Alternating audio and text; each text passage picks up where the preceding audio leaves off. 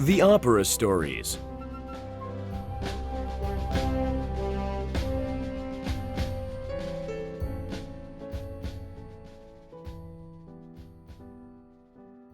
Turandot. Chapter 1. The Ice Princess. My life has been full of adventure. Now that I am very old, telling stories is all I can do. My name is Calaf. I was born the Prince of Tartary. After a very long and terrible war, my father, King Timur, and I were forced to escape from my country. I didn't know what happened to my father, but now I was in Peking. I would never forget the evening I arrived in this great city. Many people had gathered in the square in front of the imperial palace. It was really amazing. There must have been thousands of people there. I thought that something very exciting was to occur, so I asked, "What's happening?" One person in the crowd replied, "A man will be killed soon. He had come to try to marry Princess Turandot. He had to solve the princess's riddles first before he could marry her, but he failed. Now they will cut off his head."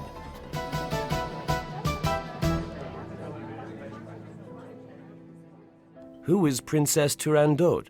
I asked. "She is the emperor's daughter," said a woman standing next to me. "She is extremely beautiful. So many princes come from different countries to marry her.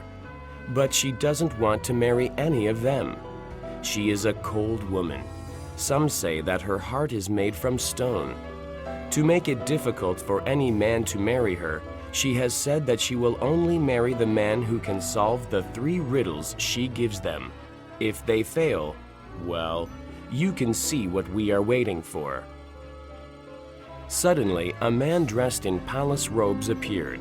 He called out, "The Prince of Persia has failed to answer the princess's riddles. He will die when the moon appears this evening." As I was listening to this, there was a loud sound behind me. I turned around and saw an old man lying on the ground. A woman yelled out, "Look! They just threw the poor blind man on the ground." I rushed over and helped the man to his feet. I was shocked. The old man was my own father, King Timur. "Father," I cried out, "you are here in Peking. I have been looking for you everywhere." I looked up and saw another person standing by. It was Liu. She was a very faithful servant and friend to my father. "Liu, you are here too." "She has been wonderful," said my father. "She has been my eyes ever since I couldn't see, and has given me so much help. If she had not been with me, I would have been dead." Liu was looking down at her feet. "Liu, I'm most grateful to you for looking after my father. You didn't have to do this. Why have you given so much to me and my family?" I asked her. "A long time ago in the palace, you used to smile at me," she said, but her words were interrupted by a loud gong. Many men entered the square. They carried a large stone to the middle of the square. The stone was for the executioner to sharpen his axe on. "Cut off his head when the moon appears," people shouted. I was quite shocked by the people. It seemed they enjoyed watching people die. These people are like animals, I thought. How can this Princess Turandot kill so many men? She really is a cold-hearted woman.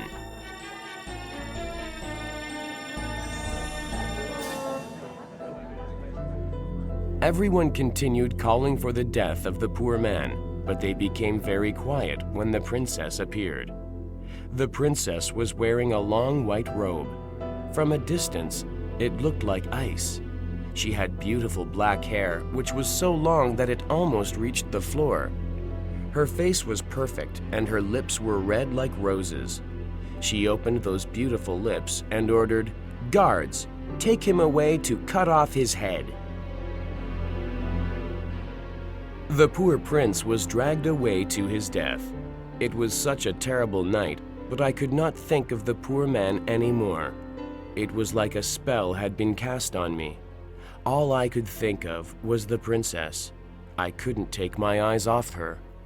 I was filled with desire and love for her. For a moment, my heart even stopped beating.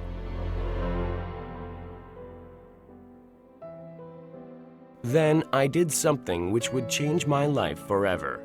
I said in a very loud voice, "I have come here to make the princess my bride. I will solve her riddles and she will marry me."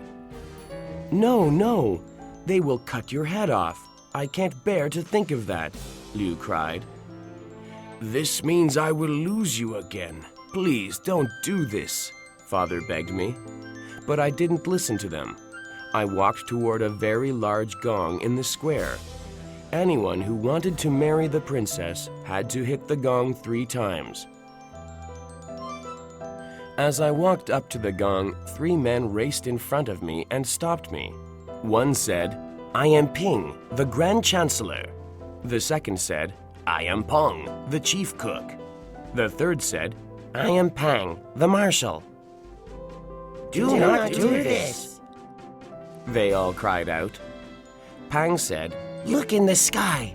Can't you see the ghosts of the dead flying around this great city? They are the men who died for the princess's love." Ping said, "There are so many pretty women. Go and find another pretty girl." I just said no and walked past them. I struck the gong 3 times.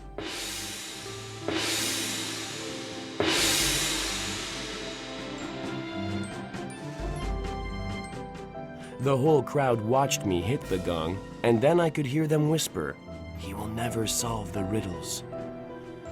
The 3 men were also talking among themselves. "There have already been 13 deaths this year. This city is filled with blood." Even though everyone thought I would die, I would not change my mind. I wanted to marry the princess.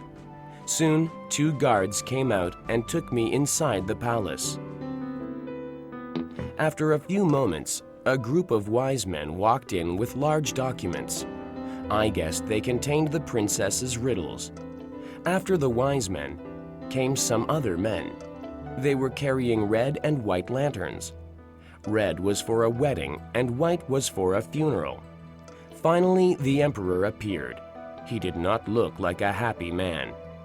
He looked at me and said, "Please do not do this. Don't try to answer my daughter's riddles. You can leave now before she comes." "No," I replied. "I will try to answer." The emperor asked me twice more, and I answered each time, "Let me try." A few moments later, the princess appeared. She was very beautiful and elegant. She stood like a tall white candle. She started to speak, and I felt my heart leap out from my chest. "I am taking revenge for the death of my ancestor, Princess Lu Ling.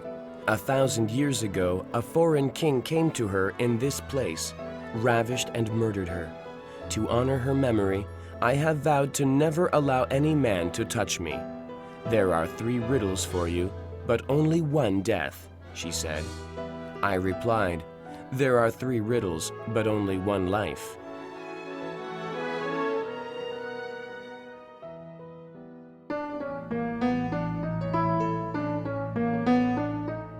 She began to ask me the first riddle.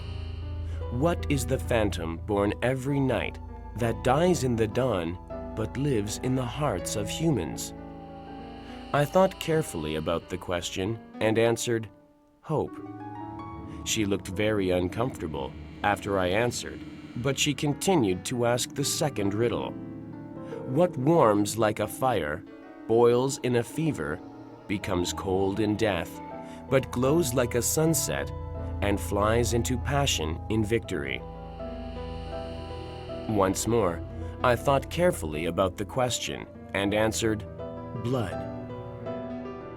Now Turandot looked at me in anger. Her eyes looked as cold as ice. She asked the final question. "What is the ice that sets you on fire?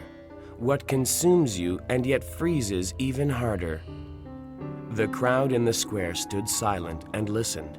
This time I thought even longer about the question.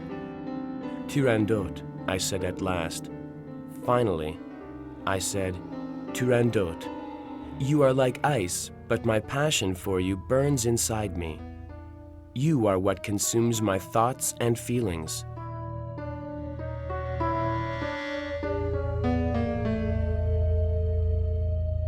The wise men standing in the square in that magnificent palace shook their heads in amazement. I had answered the 3 riddles correctly. Turandot looked stunned for a few moments. Then she threw herself at her father's feet and begged, "Please do not make me marry him. Please, father." But her father replied, "He has answered all the questions correctly. We promised that whoever answers the questions correctly will marry you. You must." Turandot now stood and turned to look at me. "Do you really want a wife who marries you unwillingly?" she asked. "No, I do not," I replied. "So if you can find out my name before dawn tomorrow, I will not force you to marry me, and I will die happily at your hands." This pleased Turandot very much. She smiled in her own evil way and said, "Wonderful. No one will sleep tonight until I learn your name. Tomorrow you will lose your head. I will give a reward to the person who finds out your name." That night, no one in the city could sleep. I waited in the palace garden for the sun to rise. Ping, Pong, and Pang came to see me. Again they begged, "The princess will find out your name. Just please leave in peace before she kills you." Suddenly, I heard a noise inside the courtyard. I rushed in to see some guards dragging my father and Liu into the courtyard. One of the guards said, "These people spoke to him yesterday. They know who he is." I shouted out, "No, they don't. Until yesterday, they were complete strangers to me."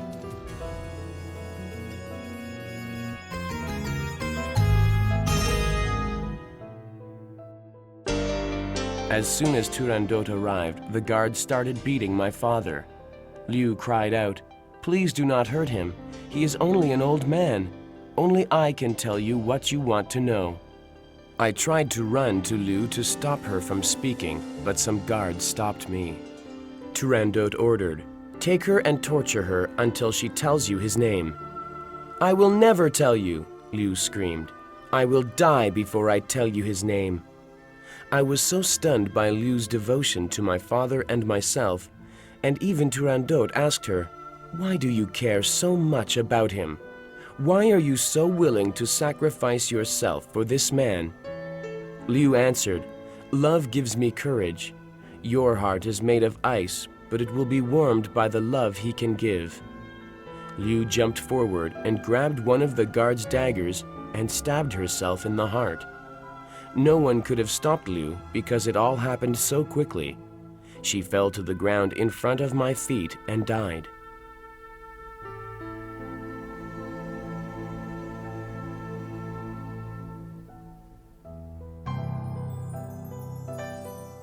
I felt such emotion for poor Liu.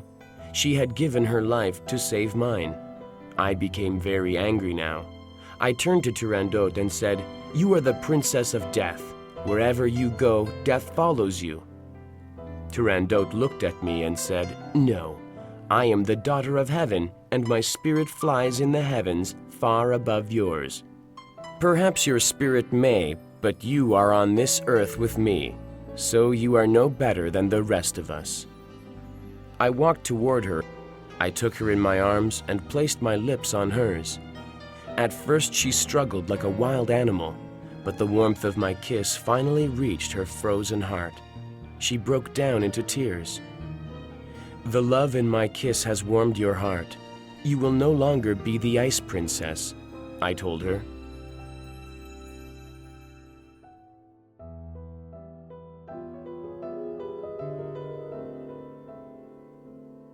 "As soon as I saw you, I knew that you would make my life difficult," the princess said. "Go. I do not want to know your name. It can stay a mystery." I replied, "I am the victor now, and I do not care whether I live or die. My name is Calaf, Prince of Tartary." Later, after the sun had risen, the king sat on his throne. Turandot and I were standing together in front of him. The emperor spoke to Turandot first. "Turandot, have you discovered the name of this man?" "Yes, I have, father. His name is Love," she replied. Then she smiled in a way no one had ever seen before. The smile was not of hate or evil, but of love. Ping, Pong, and Pang nodded approvingly, and the emperor looked happy. Turandot became my wife, and we have lived very happily for many years. It is wonderful to grow old with the person you love.